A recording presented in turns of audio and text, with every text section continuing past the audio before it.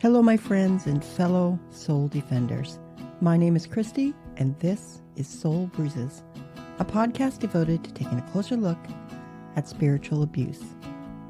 If this is your first time listening, I'm so glad you're here. I'm grateful for those returning also.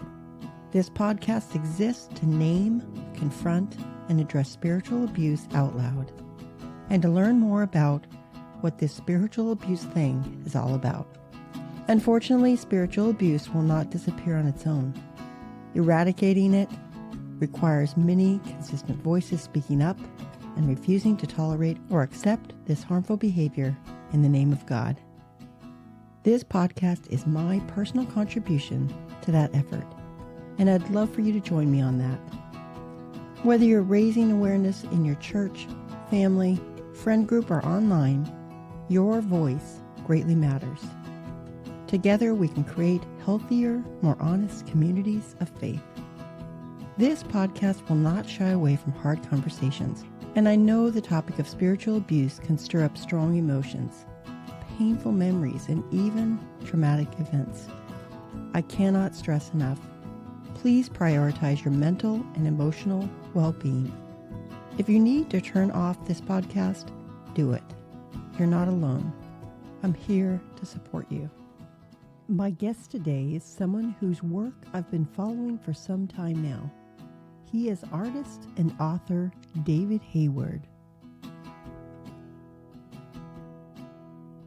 David lives in St. John, New Brunswick, Canada, with his wife Lisa. They have 3 grown children. With a background in theology and years of experience in ministry, David now focuses on writing, art, and storytelling. Through his cartoons, art, books, and teaching, he inspires curiosity, kindness, and community. He believes in the power of stories to encourage young readers to think for themselves, embrace their uniqueness, and treat others with love and respect. His work is filled with warmth, humor, honesty, and a deep appreciation for the wonder of life. David Hayward's art has resonated deeply with so many who've experienced spiritual abuse or religious trauma. Through his cartoons, he reveals profound truths about power, pain, and harm done to those on the margins. With honesty and humor, his art strikes a chord. And much like the drawings of Farside and one of my personal favorites, Family Circus, his art says so much in a single frame. That's an incredible gift. His work explores some controversial themes like questioning as a healthy part of faith, women's role in the church, patriarchy, the church's use of power, and functioning more like an empire, the treatment of the queer community, purity culture, prosperity gospel, spiritual abuse, and the supremacy of rightness. He also highlights what it truly means to love your neighbor, find unity, and walk the path of spiritual deconstruction. Lastly, his work conveys the unconditional love of God and what that can look like in a spiritual environment. There is so much in his body of work we could spend hours exploring. But because Soul Bruises is a spiritual abuse podcast, that's where I'd like to focus the conversation on today. However, I hope listeners will seek out his broader body of work, which speaks so beautifully to matters of faith, doubt, and what it means to be a compassionate human being. So I hope you enjoy my conversation with David, and invite you afterwards to check out his artwork, his books, and a community he's formed that you'll learn a bit more about in this episode. All of his resources will be laid out in the description section of the podcast episode. I hope you enjoy this.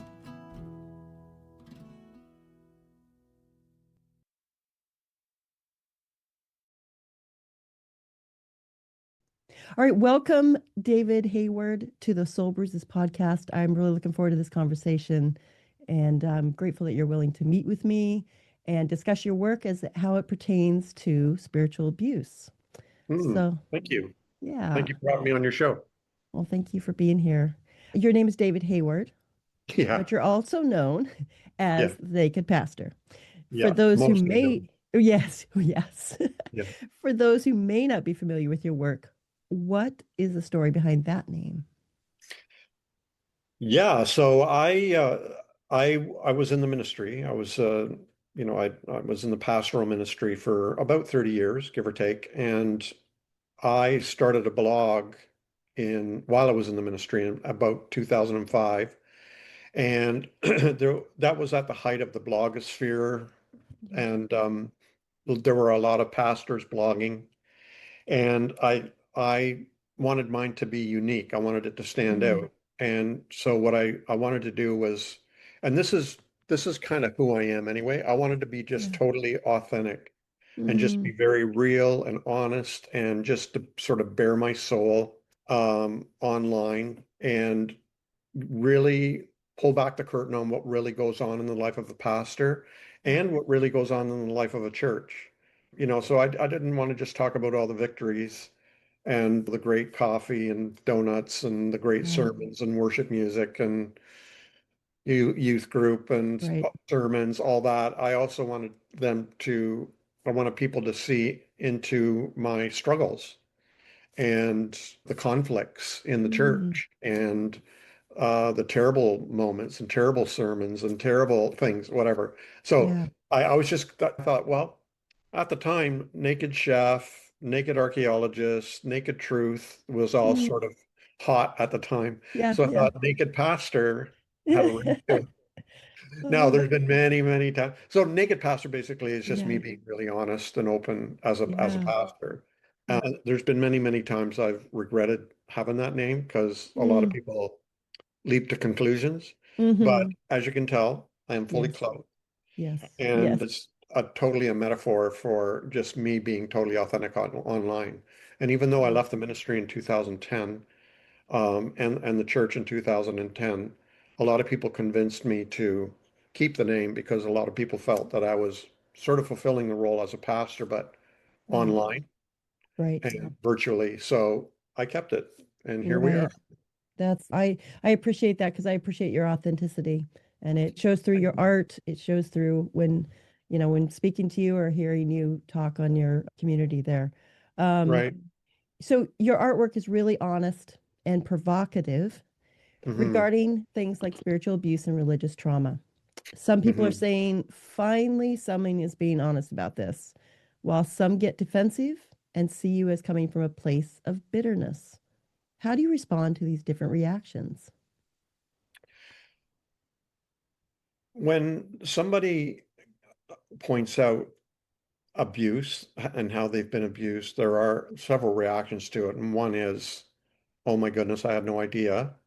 Yeah. Uh, and shock and even unbelief, Yeah. disbelief. I don't mean unbelief, I mean disbelief that they just Mm-hmm. can't believe that stuff like that is happening. But I'm here to say I'm an eyewitness Mm-hmm. and I've been on the receiving end of that. Mm, Secondly, a lot of people are hyper protective of the church and feel that you're smearing the bride of Christ, right. Right. and it's inappropriate.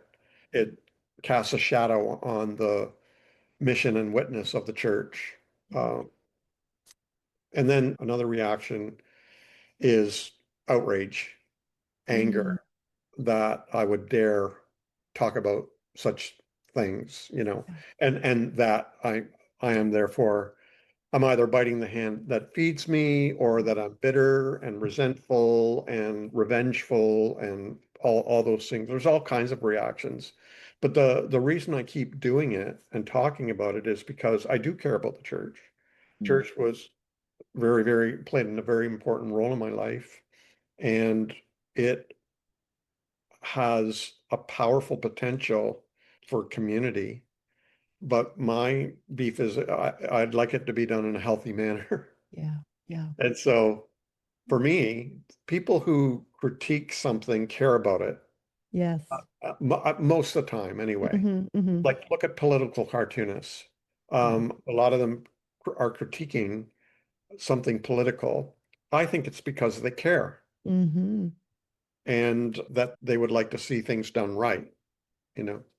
So that's why I keep doing it. It resonates with a lot of people, and a lot of people realize, wow, okay, it really did happen to me, and I'm allowed to talk Mm. about it and Hmm. and you know share my story and not be kept silent about it. So Yeah. that's why I keep doing it. That's why I keep talking about it. Okay. Well, and I appreciate you doing that because it's just powerful. It's really powerful. Hmm. Um, so you used to preach theology. You said you were a pastor before, Yeah. and now you draw it. For Hmm. people whose pain feels bigger than language, what can a single image say that words simply can't? Yeah, that was an interesting development because when I did start the blog in the Yeah. beginning, like I'd already been an artist. I'd been painting and things like that. And I doodled, you know, growing up and would draw cartoony kind of things here and there. Even Yeah. as a pastor or minister, if we had like a children's story, sometimes I would draw cartoons for the kids and everybody would laugh. And I was realizing, gee, the adults out in the audience are having a lot more fun Yeah. than even the kids are, like Yeah. so I decided I think it was 2006, why don't I try to draw a cartoon to convey what I'm thinking or feeling? And so I challenged myself. I really like a good cartoon, and I'd seen other cartoonists doing their work, and I figured, why don't I give it a shot? I'm an artist, I can draw, and let me see if I can pull this off. And I challenged myself to draw a cartoon every day until I ran out of ideas. And I thought I might last 2 weeks to a month. Yeah. Yeah. And so here I am 20 years later, still drawing Wow. cartoons every day. Wow. And it was interesting to watch because they say a picture's worth 1,000 words. And I really think that's true. Like I used to Yeah. write long posts and I still do write, but I found that my cartoons have a way of it's like super quick. So you don't have to you don't have Yes. to spend several minutes reading 1,000 words. Yes. You see my cartoon and you get it in a split second. Right. Right. And I love the speed and the power of that, the Mm. immediacy. I saw one of your, I didn't know it was a recent one, and it was of Jesus on the cross, and he was saying to the person pounding the nails, I'm not mad at you. And I Yeah, thought, oh, that's timely. And then I realized you just drew it recently about the recent happenings in Minneapolis. So, yeah, Renee Nicole man, Good. Those were like near her last words, yes, pretty yes, much. And so yeah, I wanted to convey how I almost wrote in the post yeah. another person's famous last words were, "Father, forgive them, for they know not what they're doing." Mm, But I didn't want to communicate that we should be forgiving these ICE agents. I did because yeah, I am not in no position to yeah, ask people to do that. But I wanted to, like, I really do sort of take Mother Teresa's view that in every face is the face of Christ, yes, metaphorically speaking, yeah, spiritually speaking. And so I wanted to somehow convey that through that incident. And yeah, that one took off for sure. wow, Yeah, wow. very popular. And when you're doing your artwork, how many of them come quick, and how many of them are painstakingly like you're at the end of the day, and you're like, I don't know what to Yeah, draw here. man, there's no Yeah, formula. There yeah, really is. If there was a formula, I'd be rich. But yeah, I yeah. can't figure out what the formula is. Mm, I could spend hours and hours on a cartoon and really think I've got something when it'll just flop, yeah, you know. yeah, yeah, And then, I'll draw like yesterday's cartoon, I'm Not Mad at You. It took me maybe a couple hours to draw that, yeah, and I had no idea how it was going to do. yeah. And it went kind of viral, and everybody's sharing it. Yeah. And so I have no way of figuring that out. Right. So Right. I just draw what I want to draw. I try to Yeah. do it with as much integrity and authenticity and honesty as possible. Yeah. I, And it does take a bit of courage to post something like that because I know I'm going to absolutely. get kickback. But for me, just drawing what I want to draw, saying what I want to say, is me being authentic, and that's my number one task. That's awesome. That's awesome. Mm. In Maine, they call it you've got moxie. You've got Moxie, moxie yeah. to do it. Yeah. Yeah. Mm, To do what you do. All right. In your artwork, Jesus is depicted as deeply compassionate, standing with people on the margins, and often mm. challenging the version of Jesus that many of us were raised with. How do you balance humor, provocation of thought, and reverence while conveying this bold vision of Jesus' character? I have always been impressed with the stories of Jesus. So, like right from the get-go, I'm gonna say whether or not you believe Jesus was a historical person or not. And there's a lot of debate around that. And whether you believe that Gospels are accurate historical depictions of this person we call Jesus. That's all. So for me, I'm getting inspired by the gospel writings, whether or not they're historically accurate or whatever. Yeah. And so, but what I do when you read between the lines, or not even between the lines, some of it's Yeah. pretty blatant, where it's obvious what got Jesus into trouble, not only with the religious people but also the political people, was he hung out with the inappropriate people. He didn't hang out with the right crowd, and Mm-hmm. so he was famously hanging out with tax collectors and sinners, which Mm, is, in my opinion, a social category. I'm mm. not talking about sinners from a divine perspective. I'm talking about sinners Yeah. from a social perspective. Okay. Okay. And that, so he was hanging out with tax collectors, sinners, prostitutes, sex workers, and the poor, Yeah. the unclean, women, you know, talking to people from other cultures and Yeah. and Yeah. and so on. And that was what was most upsetting, was he was Mm, breaking down social categories and challenging the status quo. yeah. So that's what I try to convey in my drawings, is who Jesus hangs out with. Mm-hmm. Mm-hmm. And that ought to be, in my opinion, uh, inspirational Right. to Right. us. It Yeah. should convey a lesson to us, Mm-hmm. you Mm-hmm. know. But instead, I hear people saying, well, the reason he was hanging out with them was to convert them and get them to Mm, change from their evil ways. No, there's no indication of that. right. You're reading into the text there. There's no indication. So when he would say, the Gospels record him as saying that those sinners or those sex workers will enter heaven before you, or enter the kingdom of heaven before kingdom of God before you. He Yeah. didn't Yeah. say because they're converted. Yes. He just Right. said they will Mm, enter the mm, kingdom before you. mm-hmm. And so that kind of a perspective of hanging out with those who are marginalized Yeah. and rejected is, to me, I think, the most powerful value that Christianity can have. Mm, And also, it seems to be where it's mostly failing right now. yeah. Yeah. I know one of my favorite art of yours is the one where the men and women are drawing lines between each other and Yeah, Jesus is going behind and erasing them. So that yeah, one's powerful.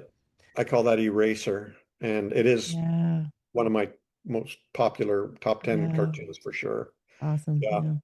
And That's that was yeah. inspired by a verse that says, there is therefore now no dividing wall between us. Mm, And I thought, how can I convey that in a drawing? And that's what I came up with. yeah. But Powerful.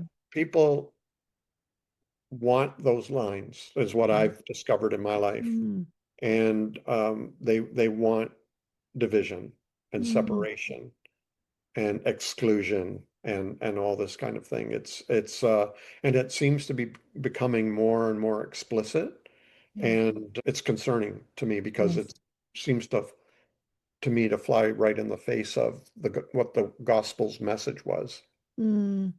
Absolutely, absolutely. You have this collection of artwork that features the character Sophia. One piece shows her bare back, and another shows the same back marked with visible scars. The first Right. frame is titled "The Back of Sophia's Body." The second frame, "The Back of Sophia's Spirit." That really struck me because it echoed the Mhm. concept of my podcast, Soul Bruises.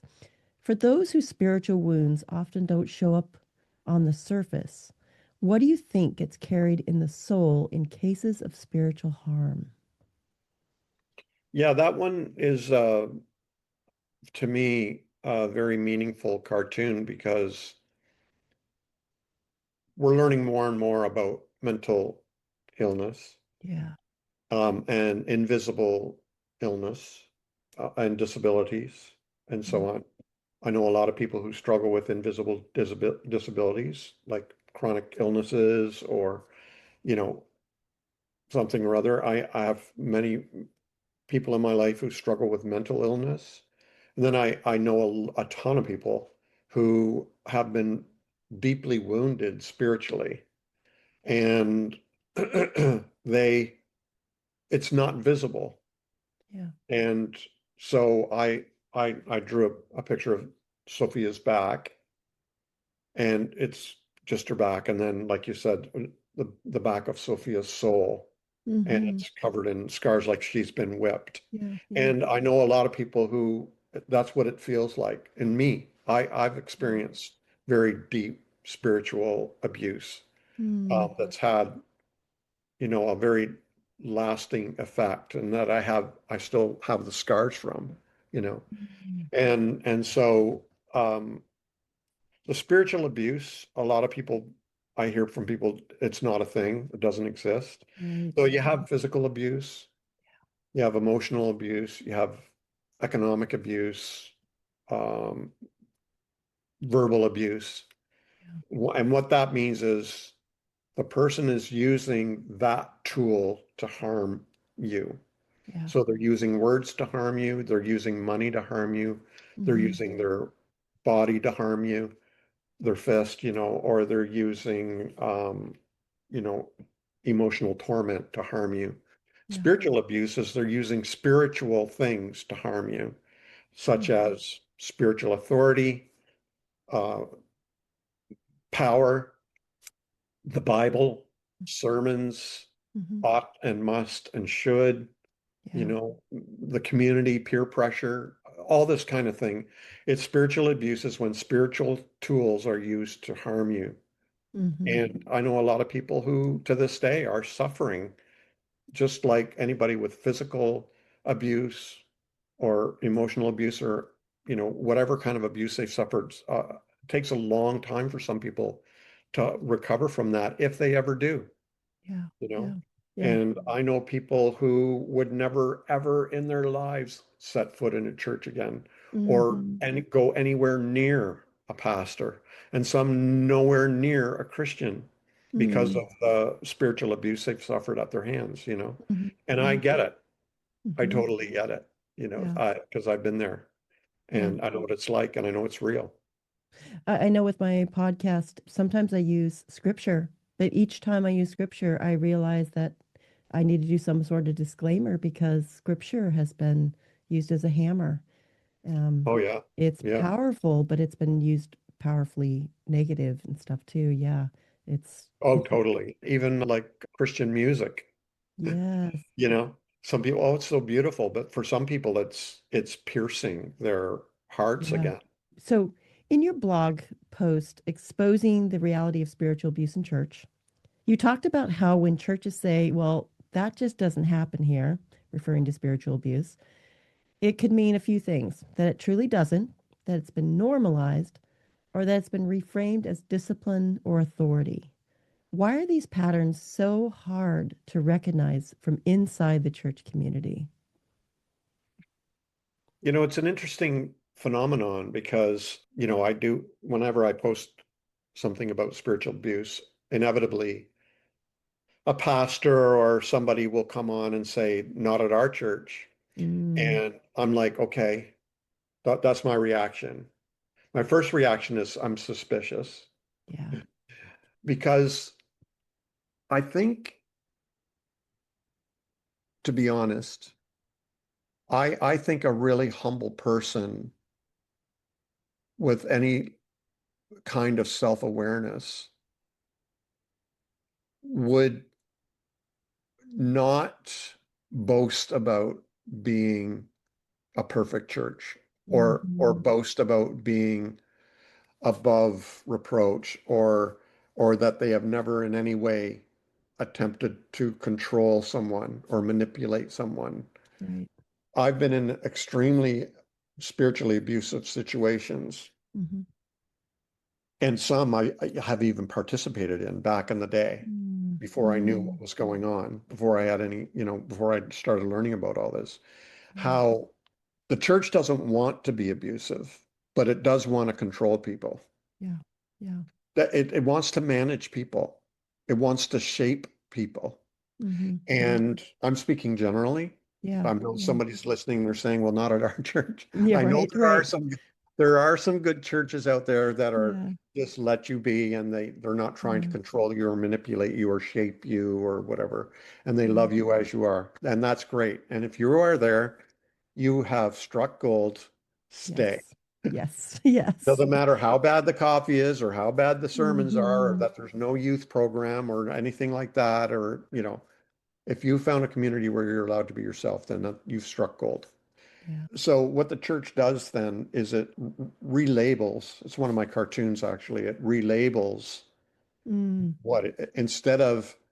instead of controlling people, they call it discipleship, mm, mm. you know, instead of shaming people, they call it rebuking people in the Lord. You know what I mean? Yes. Yeah. Oh, So totally. there's Totally. all these ways of renaming it Yes. so it sounds biblical. Yeah. Yeah. Because they don't want to be accused of shaming people. They Hmm. don't want to be accused of abusing people or hurting people. Right. So they call it other things to make it sound Hmm. biblical and acceptable. Hmm. And that's why and when I draw cartoons like that Yeah. and sort of speak my truth about Yeah. that, Yeah. it's almost like I have revealed a secret, Yes. almost, Yes. and like a whistleblower.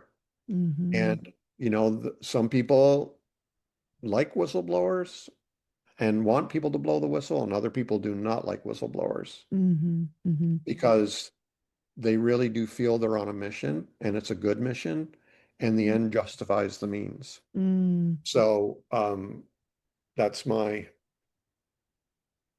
that's why I Hmm. keep doing it. But Hmm. that's why I keep talking about spiritual abuse because I want more and more people to be aware of it Yeah. and be able to, and that's another thing I talk a lot about. A lot of people don't Yeah. know they're being spiritually abused. They don't Uh, realize what it is. Correct. Or even spiritually abusing, you know? Yes. Yeah. Yes. Yeah. Yeah. Definitely, the more you know about what it is, you definitely can see it more. Well, Yeah. you're right, because I knew a woman years ago, she's passed away, but where she told a story where she was a member of my congregation and she said, yeah, this guy came over to visit and he sort of tackled me and threw me on the couch and was trying to undress me and kiss me. And she said, like, was that wrong? I'm like, I'm looking at her like, Mm, mm, yeah. what? Yeah. Yeah. Yeah. And Mm-hmm. and um and she couldn't tell when she was being Yes. sexually assaulted, Yeah. Yeah. right? The Yeah. way she grew up or, Mm-hmm. whatever. And she didn't have boundaries. She didn't know that Mm-hmm. she was being assaulted, right? But Mm-hmm. then I do know some men who don't realize that what they're doing is crossing boundaries Yeah. Yeah. and invading women's safe spaces and being patriarchal Mm-hmm. Mm-hmm. or whatever, Okay. and so we all need to be educated Right. on what boundaries are, not only others' boundaries, but our own. I've been challenged by some to say, maybe don't use the word abuse. That's a little harsh. And I just don't know how to answer that What one. other word, what other word would you use? Just something a little less like maybe hurt, spiritual hurt. But Yeah. when something crosses a threshold, I have a hard time not calling it what it is. I think you're doing something right when somebody tries to dampen down what you're saying and Mm, modify to mm, soften what you're saying. okay. It's like that case in France where that man was, this is triggering, maybe for some trigger warning about rape, um, where he would drug his wife and men would pay to rape her. And Mm, something like 50 men were charged wow. with rape. You know the case? I am not familiar with that one. Oh my, No. oh, it just Yeah. happened. Just happened like last year or whatever. Oh. Anyway, one of the guys who was charged with rape is writing a book defending himself, saying that he even though he did what he did, he doesn't want to be known as a rapist. Unreal. And Okay. yeah, and the whole story Mm. there. And so Mm-hmm. that's Mm-hmm. outrageous. But Yeah. that's the same thing as people saying, look, Yeah. let's not call it abuse. Right. Let's Right. just call it I accidentally hurt Yeah. you. I Yeah. accidentally hurt your feelings. Mm-hmm. It's Or like a really bad apology, yes. right? Or you're just got When offended. when I yeah, when Yeah. I've challenged somebody on being spiritually abusive and they're like, "Oh, I'm Mm. sorry, your feelings got hurt." Yeah. Oh shoot. Mm, that's not what I'm trying to say. I'm sorry you're so sensitive. Yes. Yeah, that's not an apology, right? No, no, shoot. All right, cartoons have a way of bringing humor to really serious topics. Jesus did something similar in his parables by using stories to invite reflection. How do you see humor helping the church navigate some uncomfortable spiritual truths without shutting down? Mm. Some of my best friends now who love my work used to absolutely hate my work. Mm, And I'm not saying I'm the one who changed their minds, but, right.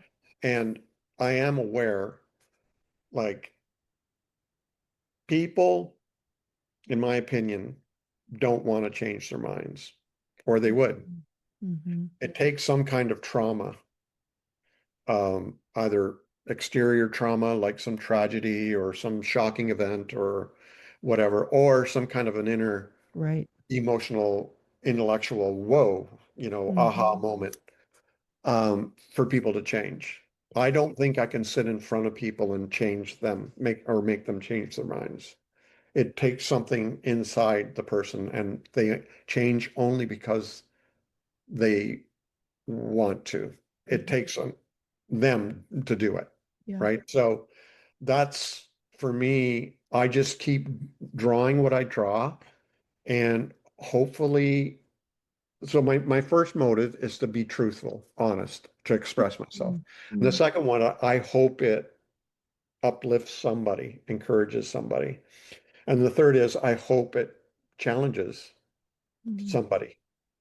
The whole idea of the two-edged sword, where one edge builds up and the other edge cuts Yeah. down. Yeah. Um, I think truth has that aspect to it that true, like some of my cartoons make people feel good. And the same cartoon will make somebody angry. And Mm-hmm. and so um, I think all of I think all of my cartoons sort of have that double-edgedness to them, Mm-hmm. where they're either encouraging because I am for the marginalized. Yes. Me And the too. reason people are marginalized is because people in power want them to be. Yes. And so when you encourage the marginalized, those in power are going to be upset. Yeah. Yeah. And when you challenge those in power, speak truth to power, it Mm-hmm. encourages the marginalized. Yes. So I think I just keep drawing what I draw. I'm Mm-hmm. not, you know, speaking about things I don't know anything about. I've been there. I've done that. Mm-hmm. I put my time in the church. I spent 50 more plus years in the church. I spent Mm-hmm. 30 plus years in the ministry. I went to Bible college 4 years. I went to seminary 2 years. I went to Mm-hmm. seminary again for another year. Mm-hmm. I've taken all kinds of courses. I've read all the books. I've done all the work. and I've Hmm. done all the prayers and all the retreats and all the Hmm. meditation. So I know what I'm talking about. Yeah. Yeah. And I've experienced I've got some outrageous stories of spiritual abuse that I've experienced. Hmm. Hmm. And so I'm speaking empathetically Yeah. because I've been there. I Yeah. know what it's like. And Yeah. I want other people to know there's a way out of that pain. Yeah. Yeah. Mm. And obviously, that's why I think a lot of people connect with you because they know that it's out there and they've either experienced it themselves or seen a family member experience it, or, yeah. So I'd like to go over a few of your artwork pieces. We talked about Yeah. Sophia. You have this image of a pastor sitting at a desk with like either a fellow elder or something. Underneath the rug in the room, faces appear. The Yeah. pastor says, "Spiritual abuse? I have no idea what you're talking about." There's something about your artwork that provokes that nervous laugh, the Yeah. kind when truth hits close to home. Why do you think denial is so common in church settings? And why does silence feel easier than naming what's really happening? Well, I mean, denial, it's a big river in Egypt. Yeah, yeah, that's a good one. And but denial, it's a powerful tool. I mean, Mm, I like I said, I for some reason this is something I've had to look inside myself for is, I grew up in a home that had a lot of weird kind of Christianity stuff going on, but we ended up in the Pentecostal church yeah, and super hyper Baptist church. And I went to a Pentecostal Bible college. I ended up in the Vineyard, which is a sort of a charismatic slash evangelical theology kind of movement. yeah. And so I've been around, and I've been in the Reformed tradition as well. I was a Presbyterian minister for years. And I I've been on the inside and Mm, and I've had to ask myself, why did I always gravitate towards these kinds of leaders that were charismatic and very attractive, very successful and mm, appealing, but also, I come to find out, abusive? mm. And I had to explore my own complicity in my own abuse, you know? Yeah, yeah. Now, I'm not saying this is for everyone. I'm not saying that if you've been abused, you're complicit. That's not what I'm saying at all. What I'm saying is I began to notice that I was attracted to very strong leadership styles that I came to find out abusiveness came with that territory. Mm, And I had to ask myself, okay, what's going on? Why? Why am I like that? Why is that happening? yeah. And I had to overcome my own denial Mm, of, mm. yeah, no, I'm fine, everything's fine, and come to realize, holy smokes, this is not healthy Yeah. for me or for those around me. And it was when I tried to make my escape that they would double down and things would even get worse, you know? Mm, So that image of the pastor with all those souls underneath the rug yeah, of harmed people, yeah. he probably really doesn't realize No. all the people that he's left in his wake Mm, who are harmed, you know. mhm, Again, they we have ways of justifying what we've done and excusing what we've done so that when people leave the church, um, because they're fed up with it and mhm, no longer want to put up with the abuse or whatever. mhm. You can even pull the Bible passage. If they've left us, they were never one of us, Mm, mm. right? That's for Yeah, one of the epistles of John. If they yeah. left us, they were never a part of us in the first place. Mhm, They never mhm, belonged. mhm. And that was used on me Yeah, several times. yeah, And it's just denial is just a way of keeping the machine going. It's the yeah. oil Mhm. that keeps that machine going. And Okay. the leaders on down, everybody has to deny Mhm. what's really happening in order for it to keep happening. Yeah, yeah. You know, like you Mhm. watch any documentary on cults, which I did. I did a deep dive into studying cults and stuff like that after I left the ministry and come to realize, holy smokes, there's a lot of cult-like characteristics to what was going on and what goes on in the church. And Hmm. one of the big ones is everybody is having a great time enjoying the community, but there's this toxin, at work that you Hmm. don't realize was there until you're out of it. Yeah. So it's like dark magic. Mm. Like you're Yeah. almost too close to it. You're too When you, close to it. yeah, when you pull back, you can see it more. Yeah, It's like shoot. a lot of women who are in abusive marriages Mm. and say something happens and they leave their husband or their husband dies or something or other, or the husband leaves them or whatever, and they realize, holy smokes, I'm actually starting to feel healthy again. I'm actually starting to smile again. I met a man who went on a date and he actually treated me really kindly. And like to Mm. them, it was like a brand new, impossible experience that totally surprised them Yeah. because they'd gotten used to normal, you know, Yeah. and so it's just a thing. Yeah. Yeah. Mm. Wow. Um, all right. Some of your cartoons hit so close to home, they make people laugh and wince at the same time, like Yeah. your PTSD going away gift. I absolutely love this one from the church. It's Yeah. uncomfortably funny and devastatingly accurate. How do you approach creating art that tells the truth so boldly and bluntly, yet still invites reflection rather than defensiveness? Yeah, so I cannot predict what your reaction is going to be. Mm, Um, Now that cartoon I drew out of my own pain of mm, leaving the church and what happened to me after I left the ministry and all that. yeah. And it's happened to me before. And so for those who don't know the cartoon, it's a woman and a man standing and she's opened a gift and it says PTSD and the husband says, "What's that?" And she goes, "It's a going away gift from the church." Yes. And it was like, yeah, holy smokes. And I just wanted to convey that a lot of people, you know, leave the church because of the abuse they suffered, or they no longer want to put up with the silliness or the Yeah. toxic relationships or whatever.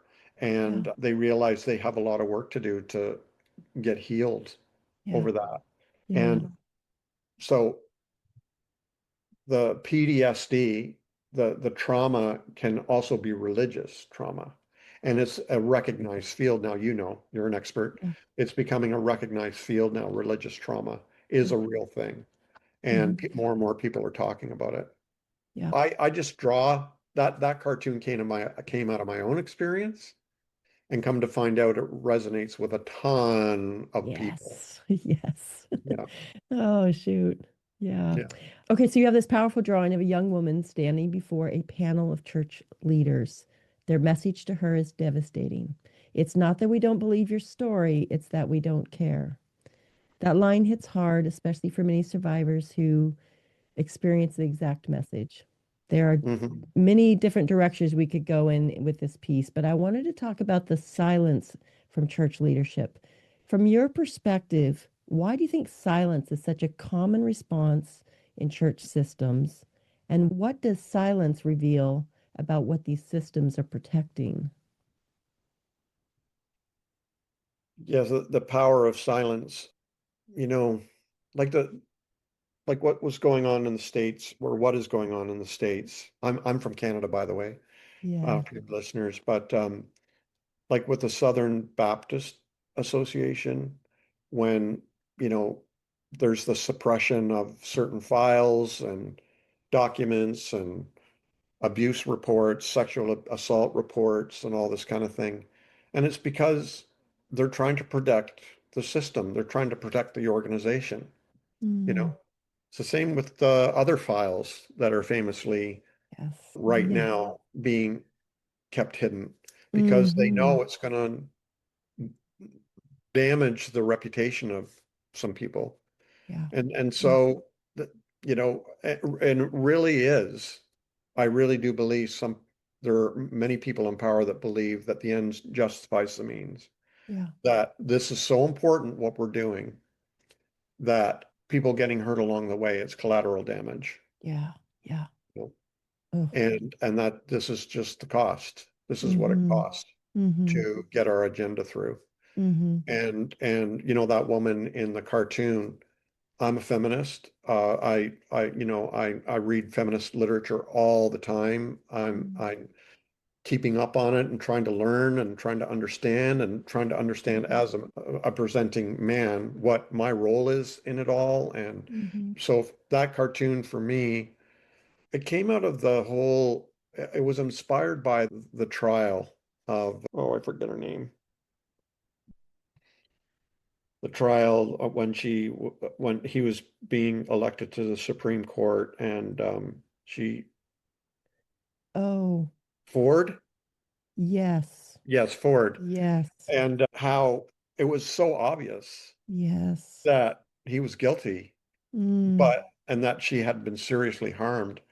Mm-hmm. But it was also obvious they didn't Mm. care. Yeah. They just didn't care. Yeah. And Yeah. and so that's what that cartoon came out of is, yeah, Okay. women can speak and complain and report, but Yeah. why doesn't it go anywhere? It's like, how many more women need to testify as firsthand witnesses of sexual abuse for Yes. people to believe it? Why are we waiting for files when you have Yes. living people with living testimony? You know what I mean? So Yeah. it's like it's silence is how you respond to that. It's just Yeah. that And we not don't only care. are they women, but they're children too when this Right. happens. Just That's right. we've Yeah. we've entered a level of depravity that's just, Hmm. yeah, Very it's, concerning. yeah, very concerning. Are there any particular pieces of your artwork that you feel people have misunderstood? Um, well, oh, definitely. Hmm. There that people always misunderstand my work, but I sometimes am corrected by people who Mm, tell me, "Oh, did you know that cartoon could be taken this way?" And I'll say, "Whoa, you're right," and I take it down and change it or whatever. mm, Um, one of So whenever I draw a cartoon, if I mhm, have any doubt, I send it off to some of my friends who I trust to give me an objective opinion on it. mhm, mhm, Like if there's any racism in it or toxic masculinity in it or anti-Semitism in it or anything at all, any transphobic, anything. yeah. So I have a bunch of trans friends, black friends, brown friends, gay friends, Jewish friends, rabbis, and women friends, and so on. It's like, how does Mhm. this come across you? And I wait for a green light before I'll publish it because take anti-Semitism for example. Right, right. I think we need to be very cautious as people who are church adjacent or Christianity adjacent, which Hmm. I am, that we watch out for anti-Semitism because I do think there's anti-Semitism in the New Testament and that there was a struggle between the earliest church and the Jewish community Mm, and that it's conveyed in Scripture. It comes through in Scripture and mm, that there was a lot of resentment towards the Jewish community for not converting, or not playing along, or for killing Christ, or all this kind of stuff. And so I mhm, think I need to be very careful when I'm maybe illustrating a story from the Gospels or whatever that I'm not communicating something that can be taken as anti-Semitic. mm, And so because I really do believe it's rooted in the New Testament. There's a lot of anti-Semitism expressed there and mm. latent there, not just latent, but obvious as well. Okay. So, I'm always very, very cautious about that because I don't want it to be taken wrong. Mm. Because I'm not anti-Semitic. I am not, you know, Racist. racist. I am not anti-women. misogynist. I am not, Hmm. Hmm. whatever. Yes. But I Yes. know I'm a white straight male that I have a ton of blind spots because of that. And Yeah. I have a lot of privilege because of that. And that can cause blind spots and make me ignorant, Yeah. So I have to be very careful all the time. I don't want to be misunderstood. I want to be very, very clear, Hmm. but I know some are going to be misunderstood. And I can't, sometimes I can't help that. Sometimes Right. I can. Right. Yeah. Yeah. Yeah. And I appreciate you taking that responsibility. That Mm, shows a lot about your humility in your art too, that thanks. you're willing to do that. Um, you're often in your artwork critiquing systems and hierarchies within the church. What Right. what is it about the way the church operates that makes it so vulnerable for abuse? Well, it's a system. I remember way back in the 90s, I was reading a book by Zimbardo Mm, called The Lucifer Effect. mm-hmm. And I found the book fascinating. He's the one that conducted Stanford. that experiment at Stanford Yeah, University with yeah. this, where students were used as guards and some were the prisoners, and they had to shut it down within one weekend because the guards had become super abusive, and the prisoners, all of them students, all of them emotionally, psychologically healthy, and the Mm-hmm. students had become abused and harmed and everything, and it just become so destructive that it actually took his wife to convince him to shut it down. Wow. And he later became an expert witness in the Abu Ghraib trials, trying to explain why good soldiers can commit evil atrocities towards prisoners, Yeah. and the abuse that can happen there. And I wrote to him. I said, wow, this is really eye-opening because I'm a minister in the church, pastor, and I can see the same systemic sort of evil that can happen in the church system or any Mm-hmm. system where Mm-hmm. good people can do bad things. Mm-hmm. And he answered back and said, "You're absolutely right," and blah blah blah. We had a conversation, but Yeah. that to me was the eye-opening. Okay, I'm a part of a system that the gravitational pull is going to be towards the dehumanization of its members. Yeah. Fact. Hmm. And I think my job full time is preventing that from happening. Hmm. And that goes from systems as huge as the military, government, the post office, whatever, Yeah. schools, hospitals, all the way down to families, Mm-hmm. where because a family is a system too, Right. Right. and that the gravitational pull will be towards the dehumanization of the members unless we work against it. Mm-hmm. And so that to me is, I just assume because the church is a system, that's the Yeah. gravitational pull. And Mm-hmm. unless you're working full time against that happening, it's going to happen. Mm-hmm. So Mm-hmm. that's that's a strong element in my message, actually. I think we need systems. It can't be helped. Right. Where people gather together, it's going to happen. Yeah. But we can balance that out and make it work. Yes. But it Yes. takes a lot of work. Yes, It it takes a does. lot of work to do that Yes, it does. because it's easier to, I'll be honest, I know Yeah. it's Yeah. easier to tell people what to do Yeah. than to wait for collegiality. Yeah. Yeah, for sure. Yeah. All right. I am by nature a curious person, and you seem to be also. And I've Yeah. been asking questions since I came out of the womb. So your illustrations on the issues of questioning, I've really connected with. Why do you think questioning feels like such a threat and triggers such defensiveness in religious settings? I wrote a book called Questions Are the Answer, which is, kind of like a memoir on why questions to me became so important. Mm, I think it's because it's rooted in curiosity mm, and that religion, schools, political parties, whatever, cultures, we're conditioned by those. mm-hmm, And they hand us what they want us to believe. They mm-hmm. tell us what we should believe. And so we're sort of, someone can go through life totally conditioned and totally being fed by Yeah, the system, what to believe and everything until they die. yeah, Until somebody says, well, wait a minute, what about? or why, and it's a Yeah. typical Yeah. adolescent. It can start in adolescence. I mean, sure, we can Mm, ask questions when we come from the womb, for sure. sure. Me too. I was very curious, Yeah. but Yeah. it takes on a new power when we reach adolescence, when we're like, why should I listen Mm, to you? mm-hmm. Why should I obey my teacher? Mm, Why should I be afraid of the police? You mm-hmm. know, Mm-hmm. and whatever. And where we actually challenge the status quo and the systems that are around us to keep us in place. Yeah. And Yeah. so I really do believe that these, it's one thing to say, well, wait, was the earth really created in 6 days? Mm, And then you can have argue about it and scientifically sure. and all Sure. that. And then that might be one question, but another question might be, I don't know about this whole creation thing.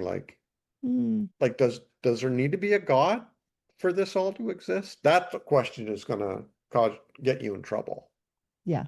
Yeah. Yeah. right? It is nice to be around people though that can handle some of those questions where you're just I don't know about you, but I'm a verbal processor. So like I'll just Right. keep talking out my thoughts with, and it's great if you're with somebody else it's the same way, you can Yeah. Yeah. spit out some of those things. It almost feels like there's another teenage phase around 50, because I found myself to be even more skeptical at 50 than I was at 40 and 30. Um, Right. I don't Right. know. Yeah. We care less, I think, or, Mm. as we get older, it's like, yeah, I Mhm. haven't got time for this. Yes, exactly. Yeah. Exactly. Since patriarchy still shapes much of religious culture, do you think an independent woman can truly live freely and authentically in these systems, or will she always be pushed to play small? Oh, I think, I'm not a conspiracy theorist, Yeah. but it's funny that I have to preface what I say with that. Mm. Mm. But all my reading in feminist literature and so on, I'm talking bell hooks, Rebecca Solnit, Claire Dederer, others, that Margaret Atwood, Handmaid's Tale, Mm. Mhm. etc., that I really do think the root issue, the root of the problem, the center of toxicity is white male supremacy, Mm. the Mm. patriarchy. Yeah. And I really do believe that that is the force, Mm. the Wow. evil force, the dark force. Mm. And so yeah, women are going to suffer because of that. And so it takes men and women, all kinds of people, all kinds of genders and sexualities and Yeah. voices and Mhm. cultures and everything to speak against Mhm. this Mhm. and raise our voices and to seek more and more equality. Yeah. And yeah, I think it's very thoroughly embedded in our cultures and we need to uproot it. But it's a full-time job. That's another thing that's a Yeah. full-time job. Yeah. Okay. Because I do think the gravitational pull is towards white male supremacy. Hmm. And that means control, you know. So you've talked about how true spiritual freedom sometimes comes from stepping outside the denominational structures. In 2012, you founded The Lasting Supper, an online community for people rethinking or leaving their religion. Can you share what that community provides and why it matters so much for people healing from spiritual harm? Yeah, the Lasting Supper is kind of like my home group, my small group. Mm. And I left the ministry in 2010 and the church. We were experiencing a lot of loneliness. I had started talking about deconstruction in 2006 before anybody else was. I mean, I borrowed the word Mm. from the French philosopher Jacques Derrida, but I found the way he talked about he actually coined the word deconstruction, but I found it a useful way to explain what I was experiencing spiritually. So I started using that word to explain and share my own spiritual journey. And I noticed other people were sort of on the same path, sort of, Yeah. generally Yeah. speaking, and how we had no resources. I mean, when you're in the church, you got a ton of resources. When you leave the church, suddenly you're on your own, Yeah. Yeah. no tools. And so I thought, well, I'm lonely, number one. Number Mm-hmm. two, there's a lot of other lonely people out there. Why don't I start an online community, see what happens? Mm-hmm. And I did. And, Wow. it hovers around 200 members. It's Mm-hmm. not big. I don't want it to be big because I want it to feel, you know, Mm-hmm. like a community. Yeah. And so it's been going now for 14 years now. I model it after the way I pastored my last church, which is very Mm-hmm. democratically, I am not your guru. I am Mm-hmm. not your teacher. I'm not your pastor. I'm just here to facilitate community. Here's a safe place for you to vent without anybody correcting Mm. you or, balancing out your words or Yeah. giving you Yeah. advice. And it's quite a diverse group of people, anywhere from church-going believers to atheists who will never darken the door of a church again, Yeah. and everybody in between. And Mm. it's a wonderful community because we just respect each other where we are on our journeys. And to me, it's a testimony to what is possible Yeah. I in agree. community. And so I really believe in the value of that.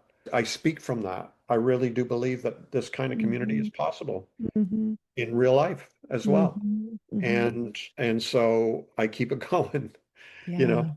And for those who are interested, you can go to www.thelasting supper.com. Mm-hmm. And yeah, it's just a wonderful, safe space for people to learn how to become spiritually independent. Mm-hmm. And to me, that's a very valuable thing. And yet be with community. Yeah. And be That's with community. yeah. That they're Yeah, well, accepted. see, people, when I say spiritually independent, a lot of people think, I don't think it's good for us to be alone. That's not what I Mm. mean. Right. I'm not Right. spiritual independence. Like you're an independent person, Mm-hmm. Christy, I Mm-hmm. assume. I'm an independent person, yet I'm married Mm-hmm. to another independent person. So we Mm-hmm. have an interdependent relationship, not a Right. codependent one Yes. or a dependent one. And Mm-hmm. so for me, a healthy relationship occurs when you have one independent person and another independent person choose to be interdependent. And so Mm. that to me, when I talk about spiritually independent, I mean you are able to be spiritual on your own. You don't need a Yeah. guru, you don't need a guide, you don't need somebody in authority, and you don't need permission. You are the Yeah. captain of your own ship, the master of your own destiny. You're driving your own car. You get to choose your food Yeah. Yeah. and make your own diet. And Yeah. so that to me what spiritually independent means. Where can these listeners go to find more about your artwork, your books, your blog post? And you Yeah, mentioned your website for the lasting community. And for those that are listening to this, I will put some of these in the show notes, or we'll put yeah. these in the show notes. Do you want to add anything to that? Yeah, so I have my main base camp is nakedpastor.com, and that's where all my art is, my cartoons, and you Mm-hmm. can find me anywhere else from there. Mm-hmm. My online community, thelasting supper.com. My books are all on Amazon or anywhere books are sold. David Hayward, sometimes Naked Pastor. And then I think my liveliest community that is the safest, that is public, is on Instagram. So if you just look for Naked Pastor on Instagram and follow me there, I Mm-hmm. post a new cartoon there every day, and often a painting or some other kind of reflection or whatever. Mm-hmm. But yeah, go to Instagram and find me there. Awesome. Thank you. Yeah, I have one last question. sure. Um, what final message would you share with a listener who's lost their faith in the institution, is nursing their own soul bruises, and yet still longs for meaning, belonging, and connection? That's a very, very good question. And I think that's the number one pain point most people Mm, experience when they leave the church is loneliness and they miss the community. yeah. So that would take a ton of unwrapping. But look, Hmm. here's what Lisa and I did. Yeah. Lisa's my wife. Lisa's your wife. Yeah. Yeah, what Lisa and I did was we chose not to go back to church steady. I mean, we tried here and there, but we Mhm. just didn't seem to want to work for us. So what we decided to do, and we lost all our friends, a Oh, lot of them no. anyway. Yeah, pretty much. I'm going to say all except for one couple. Wow. And so we decided, you know what? We need to build our own community of friendships. And so we tried to restore some old friendships and Hmm. we built new friendships. Hmm. And we will visit a church maybe now and then. There's a local church that's affirming here, and the pastor and I are friends. Sometimes we go.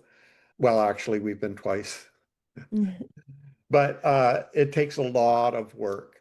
And but I'll tell you one thing, we do miss that aspect of church where you were a part of this huge family and everybody knew you Yeah. and there was all kinds of support there and you knew people were praying for you and there were babysitters and there were mechanics and there were lawyers and whatever. Right. There were friendships, there were small groups, there were activities. Yeah. And I've tried, Lisa's tried. It's really, really hard to replace that. Mm. And Mm. so we'd have to unpack that. That'd be a whole other episode. Yeah. But it is a big deal. The church has dropped the ball, in my opinion. It's unfortunate because it does have the corner on the market when it comes to the potential to have really Yeah. good community. Yeah. But unfortunately, most of them are toxic, Yeah. Yeah. and I would not recommend.